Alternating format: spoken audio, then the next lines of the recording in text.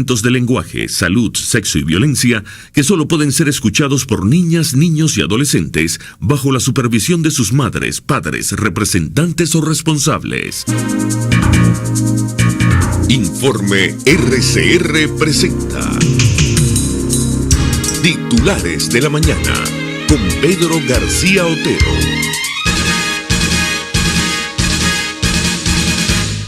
Gente trabajadora, gente madrugadora de Venezuela, muy buenos días. Bienvenidos a los titulares de la mañana de este 15 de enero de 2016. Ya primera quincena del año y Día del Maestro. Felicidades a todos los docentes, a toda esa gente que son como los Cristóbal Colón del alma de tantos y tantos niños que aprenden y que pues en un momento descubren para qué tienen talento y para qué son buenos en la vida gracias a un buen maestro. Un buen maestro actúa como el Cristóbal Colón del alma de otras personas, dicen por allí. Reciban el saludo de Jaime Nestares en la dirección general de la estación, de Javier Pereira Díaz en la gerencia de información y opinión, de Claudia Camperos en la gerencia de producción, de Lady Mar de Andrade, Yureana Villarreal, Marilia García y Leonel Espinosa en la producción, de Jackson Vargas en la coordinación de información, del Nacho Muñoz en los controles y de quien les habla Pedro García Otero, @PedroGarciaO en la red social Twitter. Estamos enfrentando problemas con Periscope, por lo cual no podemos conectarnos por esta plataforma. Todos juntos, ustedes y nosotros, @PrensaRCR, @RCR750, porque lo bueno une. Este programa puede ser escuchado y visto en la www.rcr.tv, en la www.telenavegante.net y dentro de un rato en las páginas Hay Caracha, Tu Guarapo, en Venezuela 1 y Venezuela al Punto, que gentilmente lo reproducen. También es retransmitido en vivo por Radio Cristiana 21 FM en Valera, Estado Trujillo. Comenzamos a leerles las informaciones luego de que les decíamos que hoy era el Día del Maestro. Justamente este es un titular que nos trae el Nacional. Maestros venezolanos celebran su día con jornada de protesta nacional. Organizaciones sindicales exigen que las cláusulas económicas de la convención colectiva se discutan la semana que viene. La coalición sindical del magisterio venezolano, integrada por 8 federaciones, se declaró en emergencia y proclamó para hoy, Día del Maestro, una jornada de protesta en las plazas Bolívar del país para exigir reivindicaciones salariales. Orlando Alzuru, presidente de la Federación Venezolana de Maestros y vocero de las asociaciones, señaló que demandan a las autoridades discutir las cláusulas económicas y de protección social de la contratación colectiva a más tardar la semana próxima. Los educadores no tienen nada que celebrar porque no tenemos cómo, dijo. Criticó que los docentes deban vivir con un sueldo de entre 10.000 y 15.000 bolívares al mes que impide costear la canasta básica familiar. El déficit coloca al magisterio en pobreza crítica, dijo, y agregó que revisarán la tabla salarial planteada en 2015 porque la inflación ya se comió la propuesta. Alzuru indicó que enviarán un documento a la Asamblea Nacional para ponerlos al día con la situación que viven los docentes. Pedirán que se restituya la Comisión de Educación y se le dé el carácter de permanente. Les leo el principal titular justamente del diario El Nacional, que nos dice: Ramos Ayub aclaró que memoria y cuenta de Maduro no es interpelación. AN exhorta a cumplir dictámenes a favor de presos y perseguidos. El acuerdo beneficia a víctimas de decisiones judiciales que son expresamente mencionados en el documento, entre ellos Miguel Enrique Otero, presidente editor del Nacional, dirigentes políticos como Leopoldo López y la jueza María de Lourdes Afiuni. Y yo agrego al alcalde metropolitano de Caracas, Antonio Ledesma, a quien ayer se le suspendió por 10ª vez la audiencia preliminar del juicio que se le sigue por conspiración. La próxima audiencia fue programada para el 15 de febrero si consideramos que Ledesma fue detenido el 19 de febrero de 2015. Uno podría decir que va a pasar por lo menos un año preso antes de que se le haga su primera audiencia, lo que obviamente es una irregularidad. Esto nos dice tal cual, que por cierto publica hoy viernes, como todas las semanas. Les recomendamos pues su adquisición y su lectura. Audiencia de Antonio Ledesma fue diferida por 10ª vez. Quedó pautada para el próximo 15 de febrero. Su abogado dice que está bajo una aberrante injusticia. Como un escándalo mundial, catalogó Mitzi Capriles el diferimiento por 10ª vez de la audiencia preliminar de su esposo y alcalde metropolitano metropolitano Antonio Ledesma. Descarada manipulación de tribunales, qué abuso, escribió en su cuenta de Twitter. La defensa legal del dirigente político José Fernando Núñez también rechazó el retardo procesal que, según denuncia, es una aberrante injusticia. Debemos dejar constancia y es un llamado que le hacemos a los prohombres del Estado venezolano que se ufanan de que todo se hace dentro de la Constitución. Nosotros debemos denunciar por enésima vez esta estafa procesal, dijo el abogado. La nueva fecha de la audiencia es el 15 de febrero. A todas estas, mientras esta es la situación de la justicia y de los derechos humanos en este país, Jorge Rodríguez, quien merecería dedicarle más atención a su actividad como alcalde de Caracas y menos a las otras 10 cosas que hace, ayer tuvo una nueva edición de su programa La Política en el Diván y entrevistó nada más y nada menos que a Delcy Rodríguez, quien, quizá no por coincidencia, es su hermana. Y esto es lo que dice Delcy Rodríguez. Ataques al país están en un guión internacional. Delcy Rodríguez dijo que la guerra mediática que existe internacionalmente contra Venezuela es comandada por grandes corporaciones y transnacionales de la comunicación con un claro objetivo contra la revolución y el proceso que vive el país. La ministra para Relaciones Exteriores, Delcy Rodríguez, denunció que factores de la oposición cumplen un libreto que busca la intervención internacional por supuestas razones humanitarias que en última instancia buscan escala de violencia en Venezuela. Dijo que la guerra mediática que existe internacionalmente contra Venezuela es comandada por grandes corporaciones y transnacionales de la comunicación con un claro objetivo contra la revolución y el proceso que vive el país. Todas estas situaciones no están aisladas y se le suman factores políticos de la extrema derecha internacional que le hacen el trabajo a la oposición venezolana. Señaló, citada por una nota de prensa de Cancillería, que existe un guión que está en ejecución de agresión permanente en el ámbito financiero y económico contra el pueblo de Venezuela. ¿Y por qué les leo esto? Porque bueno, este fue justamente el libreto que tuvieron ayer los representantes del oficialismo en la Asamblea Nacional durante la sesión parlamentaria en la que se aprobó el exhorto para cumplir los dictámenes de los organismos internacionales que protegen a los 78 presos políticos que hay en el país y además en algunos casos con nombre y apellido, como es el caso de Leopoldo López, Antonio Ledesma, Daniel Ceballos, Miguel Enrique Otero, Teodoro Pekov, Alberto Rabel, etcétera, etcétera, etcétera. Como ustedes saben, ayer fue la procesión de la Divina Pastora y el sermón del sacerdote que habló en la misa de la Divina Pastora, pues tuvo muchas aristas. El arzobispo de Barquisimeto, Antonio López Castillo, dijo que la misericordia digna es la que respeta la decisión del pueblo. Tomamos la información de tal cual. El arzobispo de Barquisimeto pidió respeto a la mayoría calificada, la amnistía para los presos políticos y que se acaben las colas y la gente tenga empleo. La misericordia digna es la que respeta la decisión del pueblo, expresó el arzobispo de Barquisimeto, Antonio López Castillo, durante la misa en honor a la Divina Pastora, dicha antes de iniciarse la procesión, agregando que el pueblo venezolano tomó una decisión inteligente por el cambio y quiere que se respete la mayoría calificada de la oposición.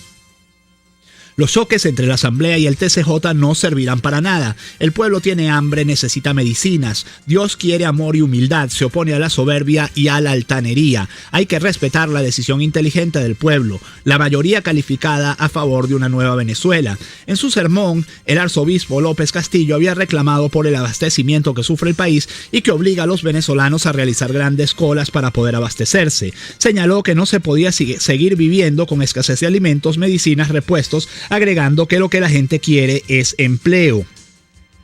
Dios acompañó a un pueblo digno que supo decidir con rectitud. Estamos con ustedes, querido pueblo, seguiremos luchando para que esto termine y podamos vivir en dignidad, dijo. Principal titular del diario La Región, TCJ sentenció cese del desacato de la Asamblea Nacional. La Sala Constitucional del Tribunal Supremo de Justicia publicó una sentencia en su portal web donde declara el cese del desacato parlamentario. Presidente Maduro rendirá memoria y cuenta ante la Asamblea Nacional. Y esto nos dice el diario Últimas Noticias. Parlamento recibe hoy a Maduro. El presidente entregará su memoria y cuenta ante una AN de mayoría opositora. Ramos Ayub expresó buenas expectativas ante la presentación.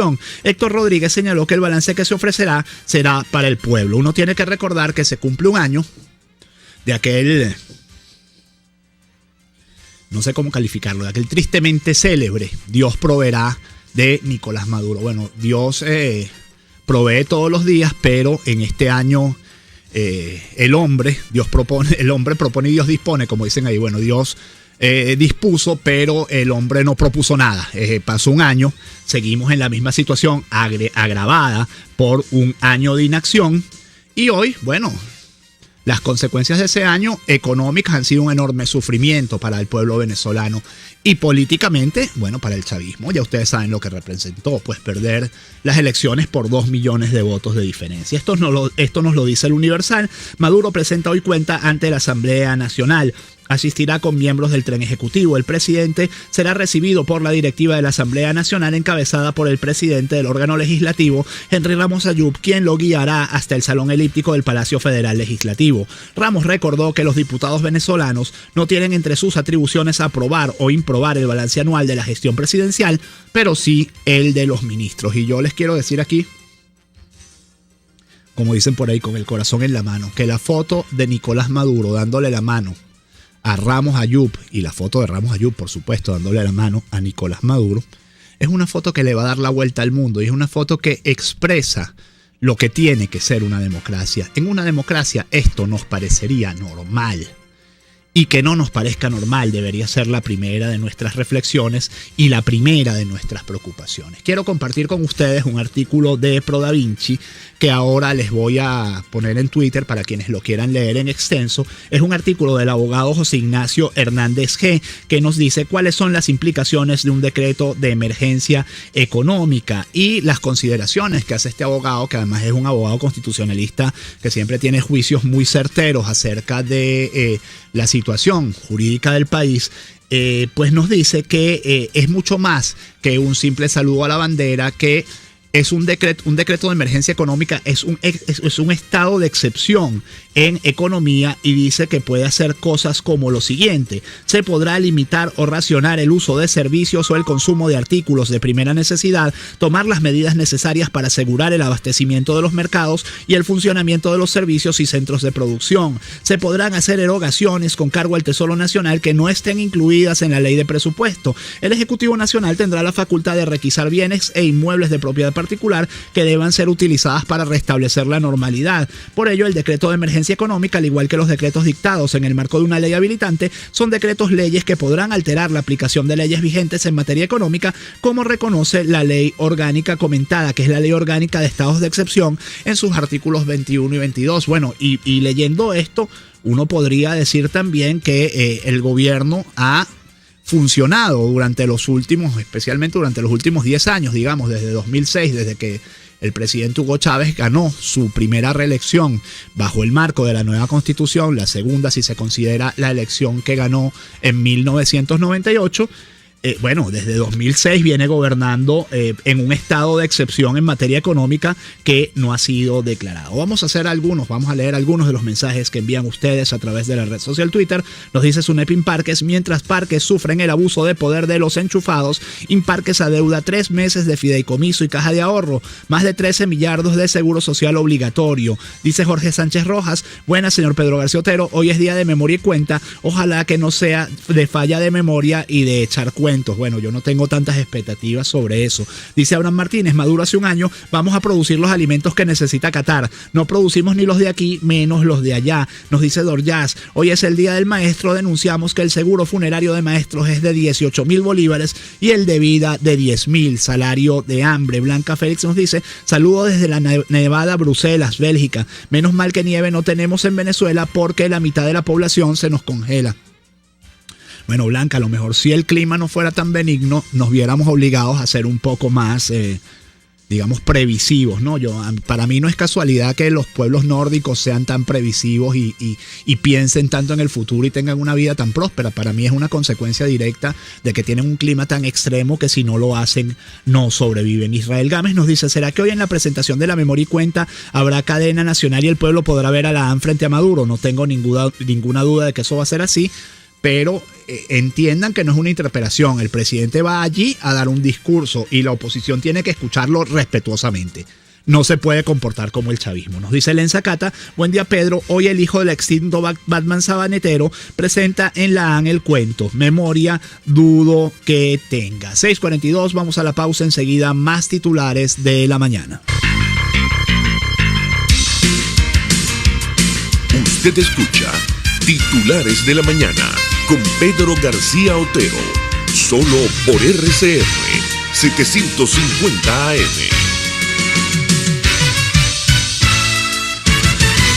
El trabajo para mí es importante porque dice que cuando uno trabaja con el sudor de su propia frente, uno valora lo que compra, lo que genera. Que siempre he logrado las cosas por mis propios métodos, nunca he dependido de un ente, nunca he dependido de nadie, siempre me he ganado las cosas por mis propios métodos. Tú eres el cambio. Ve y cree. Gobierno de Miranda. Visión Paraíso es una clínica oftalmológica con los más modernos equipos y médicos en permanente actualización. Lo atendemos en el Centro Comercial Multiplaza Paraíso, nivel Caracas, 822-6800. Visión Paraíso, para diagnósticos precisos de miopía, antigmatismo, glaucoma, retina y vitrio, córnea, cirugía plástico-ocular, oftalmología pediátrica. Por encima de todo, prevención. Es Visión Paraíso, clínica oftalmológica en el Multiplaza Paraíso, nivel Caracas, 822-6800. Si no consigues repuesto para tu carro, La Quinta Repuesto y Accesorio. Si tienes problemas con el aire acondicionado de tu vehículo, La Quinta Repuesto y Accesorio. En la avenida San Sebastián, calle del Hambre, en La Trinidad, teléfono 0212-945-2754. La Quinta Repuesto y Accesorios, solución profesional a tu alcance. Una palabra bien dicha y en el momento oportuno puede hacer la diferencia. Palabras sueltas pueden no significar nada, pero juntas pueden mover el mundo. Palabras más o menos me estás dejando. Descúbralas junto a una periodista intrépida, incisiva y audaz, María Alejandra Trujillo en Palabras más, palabras más, palabras menos. Palabras más, palabras menos. De lunes a viernes, a partir de las 7 de la mañana, por RCR 750 AM.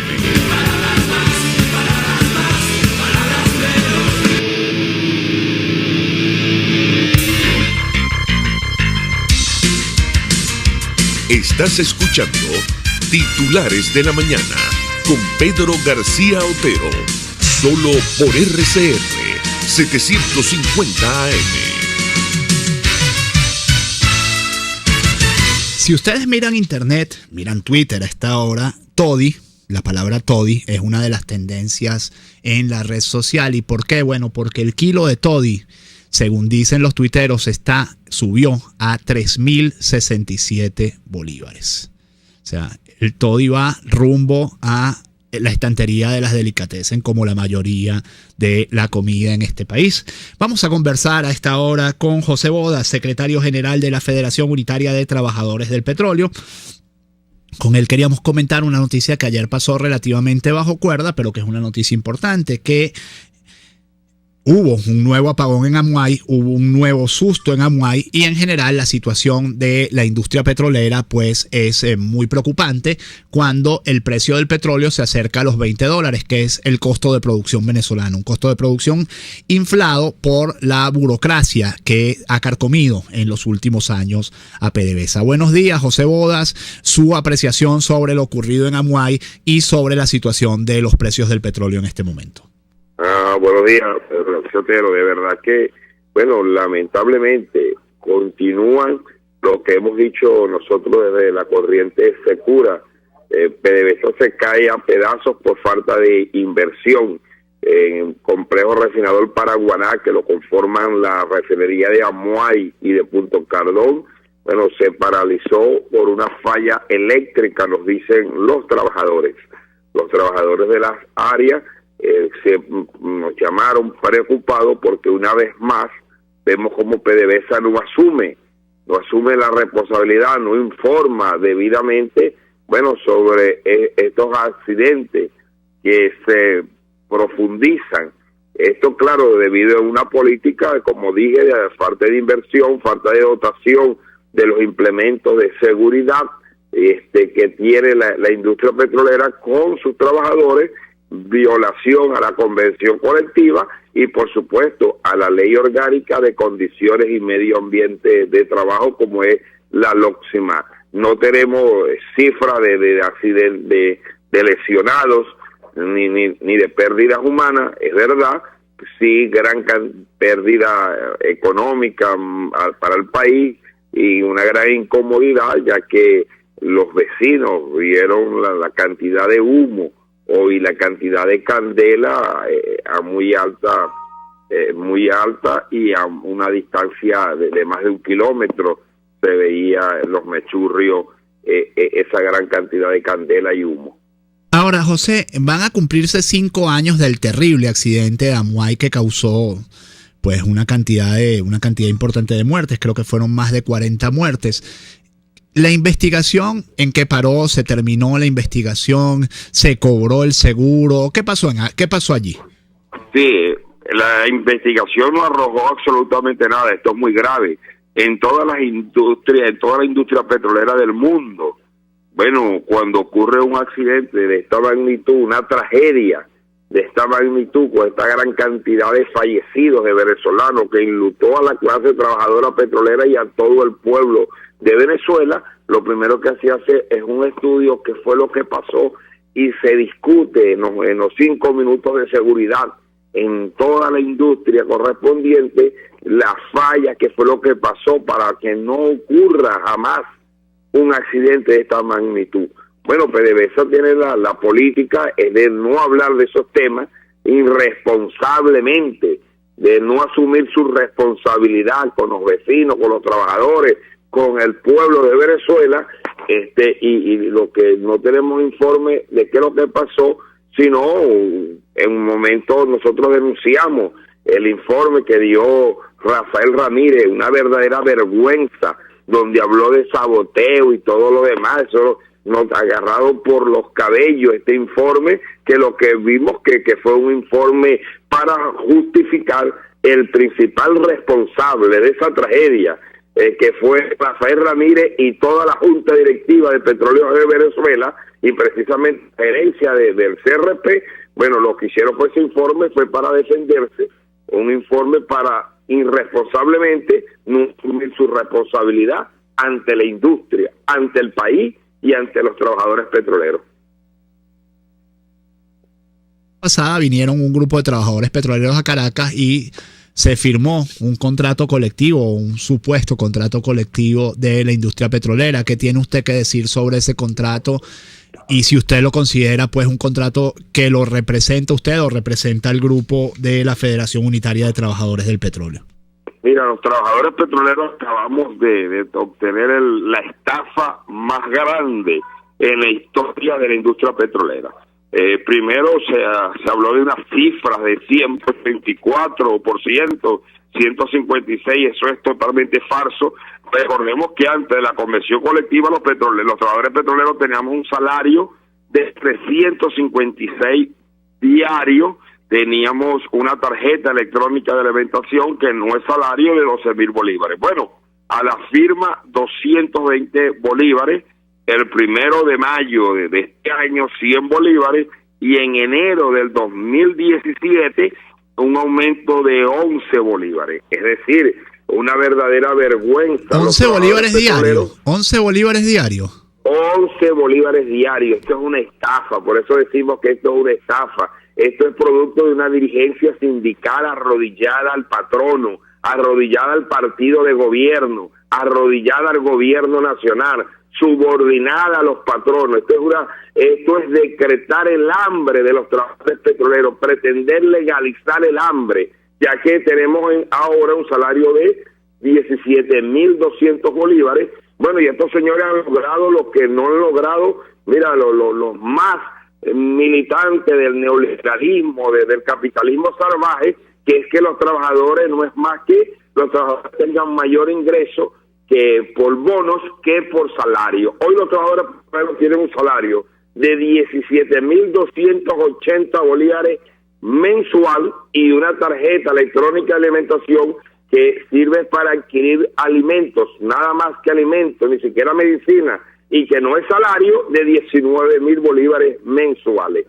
Es decir, pero esto no tiene nada que ver, recordemos, con la ley de alimentación. Esto tiene que ver con una conquista histórica de los petroleros, como fue el comisariato, y que en este gobierno en el 2005 se perdió esa conquista histórica de la clase trabajadora petrolera, que era adquirir los alimentos de primera necesidad, inclusive medicina, a precios muy accesibles para la clase trabajadora. Una conquista que viene, si mal no recuerdo, de la histórica huelga de 1936, ¿no? Lo de los comisariatos. Sí, de 1936. Lo otro, que el gobierno nacional habla maravillas de esta ley orgánica del trabajo, dice que está amenazada, que la defiende, y los primeros que violan la ley orgánica del trabajo son los patronos públicos, y los patronos públicos, los privados también la violan, pero los que más la violan son los patronos públicos, como PDVSA.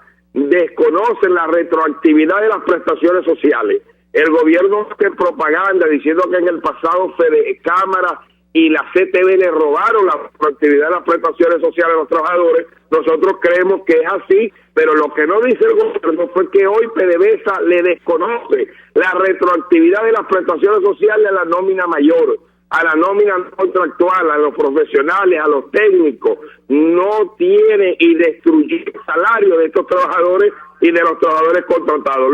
Los tercerizados, es impresionante la cantidad de tercerizados de la industria petrolera. En actividades fijas y permanentes tenemos más de 13.000 tercerizados en la industria petrolera, y si nos vamos a los proyectos de la industria petrolera a nivel nacional, hay más de 20.000 trabajadores tercerizados. El gobierno hace propaganda de que decreta leyes de supuesto eliminación por decreto de los tercerizados, pero la realidad que nosotros vemos en nuestros muelles, en nuestras refinerías, en los taladros, en los remolcadores, en todas las áreas de PDVSA y empresas mixtas de la faja petrolífera de Orinoco, a lo largo y ancho de este país, en nuestras refinerías, crecen los tercerizados, la cantidad de trabajadores tercerizados, que como lo dice demagógicamente el gobierno, que nosotros creemos que así es, los esclavos modernos. Bueno, este gobierno, las empresas públicas, tanto PDVSA, la petroquímica y las empresas básicas de Guayana, tienen bastante, y los cementeros tienen bastante esclavos modernos. Bueno, muchísimas gracias, José Bodas, secretario general de la Federación Unitaria de Trabajadores del Petróleo. Dos titulares para terminar. Uno es del Nacional, nos dice: Eric Malpica Flores fue destituido de la directiva de PDVSA. El sobrino de Cilia Flores había sido destituido ya como tesorero nacional. Una de las explicaciones que da Blanca Vera Saf, la periodista del Nacional, es que Malpica Flores había entrado en conflicto con Eulogio del Pino, presidente de PDVSA. Sin embargo, el diario ABC, el periodista Emily Blasco de ABC, da otra explicación, otra potencial explicación, que dados los antecedentes de Emily Blasco y su porcentaje de aciertos, uno tendría por lo menos que escuchar. Como decimos, es una posible explicación. Dice que Malpica Flores enfrenta una posible acusación formal de Estados Unidos por blanqueo de dinero usando bonos de PDVSA y de la República. Si esto fuera así, y como indico otra vez, no nos consta, pues el panorama es muy oscuro tanto para Malpica Flores como para el país, porque se estaría usando organismos venezolanos oficiales para blanquear dinero. 6:56 minutos. Hasta aquí los titulares de la mañana de este viernes 15 de enero de 2016. Muy atentos a la memoria y cuenta del presidente Nicolás Maduro esta tarde. Que este día y que este fin de semana sean todo lo que ustedes esperan.